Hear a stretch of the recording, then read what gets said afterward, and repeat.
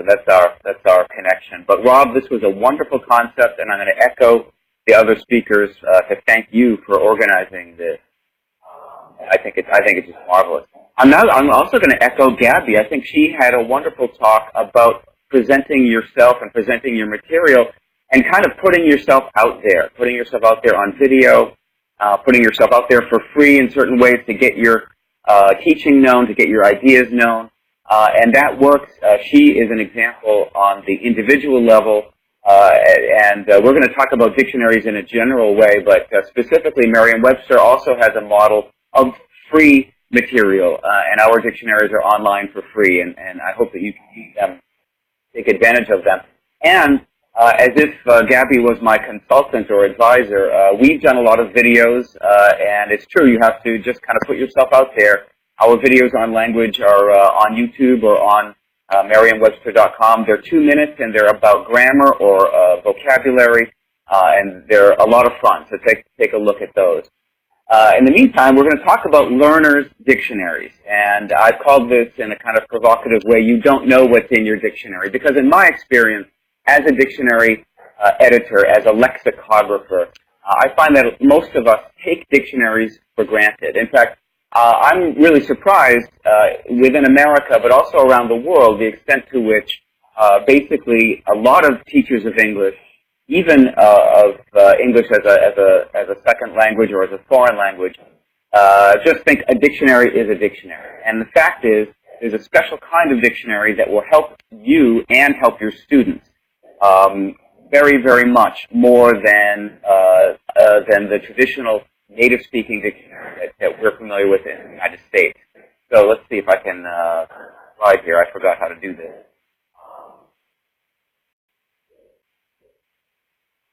There we go. Beautiful. I'll activate it. So what we're going to talk about learners' dictionaries, and this is kind of the term of art in American and British publishing. Learners' dictionaries means a dictionary for non-native speakers, and they're very particular. They're very different. We all start with a bilingual dictionary, and I think that's wonderful. I personally am a bilingual lexicographer. I wrote a French and English dictionary, and I love bilingual dictionaries. Bilingual dictionaries, however, tend to be used in the early years of students' careers as kind of like math. One word equals another. What we want to find is something that goes deeper into the language. So a monolingual dictionary, a learner's dictionary will have simplified definitions written with a vocabulary of about 3,000 words, and they'll have very specific grammar for learners. And in particular, they will have idioms. That's what we're going to talk about right now. When I talk about idioms, what I mean is specifically that an idiom is a phrase in which the parts don't equal the whole. So the concrete noun that you can teach and that your students probably know already, a noun like table or hat or cheese, those are words that they can learn kind of in that bilingual math way. Concrete noun equals concrete noun. Well, let's get beyond that. Let's move to a higher plane of language, the abstract plane of language, the figurative, the metaphorical. Because as soon as you introduce a student who's alert to the notion that a word like cake, in this case, piece of cake, can mean something very specific in English that has nothing to do with a sweet dessert, then you've already opened up a part of that culture and reminded the students that language at the abstract level, at the higher level, brings many different senses, many different meanings, and it tells that student immediately that there is a lot more to this word and to this language than just the concrete noun. So, for example, in the case of fish, a big fish in a small pond, an important person in a small or unimportant group. One of the best examples I can think of is the noun horse. And of course, horse, again, a word that your students will know after the first or second year.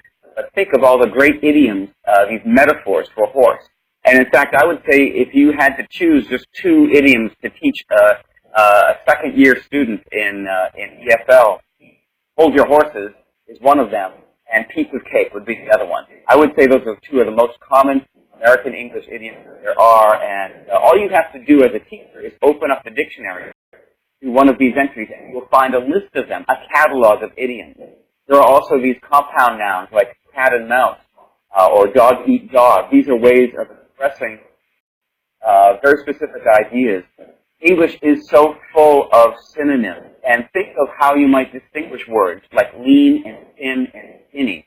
Skinny is never a muscular person, but lean is.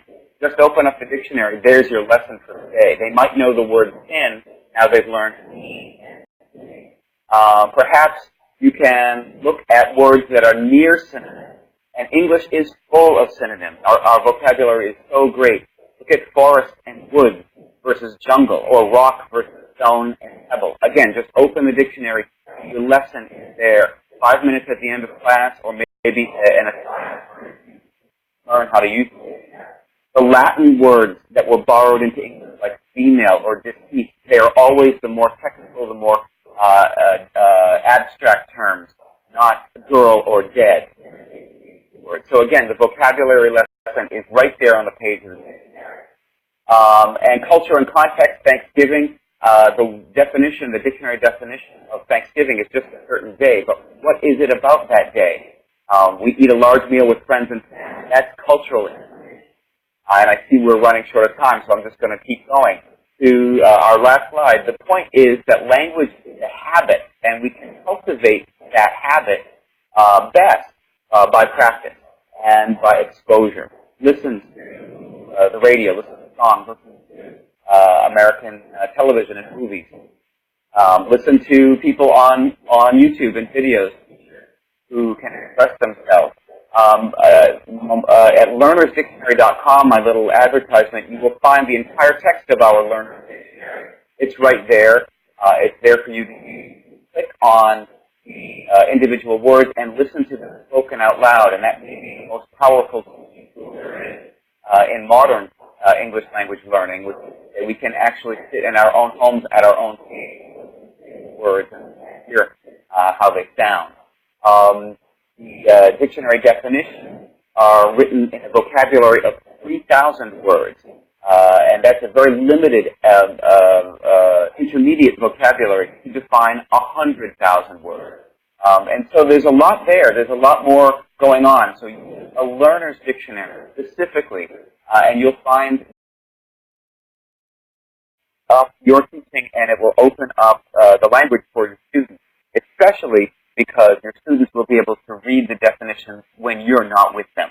And I think that's an important fact, that the dictionary for a learner is not just a reference tool, it's a teaching tool. It is didactic. It was written with that in mind, so that the self-guided learner, the motivated learner, or someone who's just trying to get the answer for homework will find that answer very quickly and without the frustration of all of the cultural assumptions that are made with a dictionary for native speakers.